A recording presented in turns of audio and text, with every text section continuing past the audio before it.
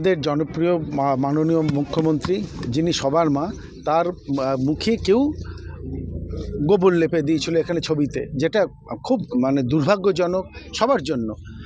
যে সরকার পক্ষ, যে বিরোধী পক্ষ, যারা যেই করেছে খুব ভুল করেছে, অন্যায় করেছে, তার বোধজ্ঞান, তার যেন, আমি তাকে বলবো, তার যেন বোধোদয় হয়।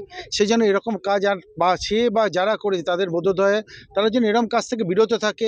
কারা করেছে বলে মনে হচ্ছে? অবভিয়াসলি বিরোধী পক্ষ, সব তো আর কেউ করবে না। এবার দেখো, বিরোধী পক্ষ বলতে যারা ডেফিনেটলি, এইভাবে তো চোখে দেখি না আমি, কেন, কিন্তু তোমরাও বুঝতে পারছো কারা করেছে, আমরাও বুঝতে পারছি।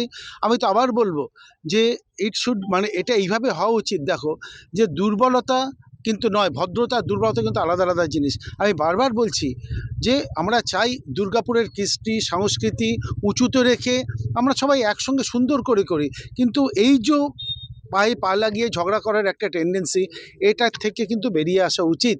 আমি যারা করেছে তাদেরকে বলবো, প্লিজ এরম কিছু করো না, যাতে সবাই অন্যরা অসহিষ্ণু হয়ে যায়, আমাদের অসুবিধা হয়, এরকম কিছু করো না। তখন ঘড়ি বলছেন যে তৃণমূলকে মানুষ চাইছে না, সেই জন্য তৃণমূলের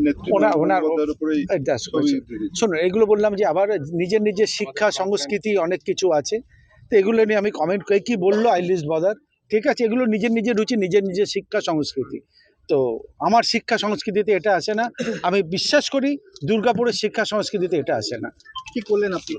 আমি এসে আমার যা দায়িত্ব, আমি মুখটা জল দিয়ে পরিষ্কার করলাম, কাপড় দিয়ে, আমার সহযোগী সহকর্মীরা যারা ছিল তারা আমাকে হেল্প করলো, তোমরা দেখতে পাচ্ছ সবাই, এটা তো আমার দায়িত্ব। উনি তো আমাদের নেত্রী, আমাদের মা, দিদি বলি আমরা।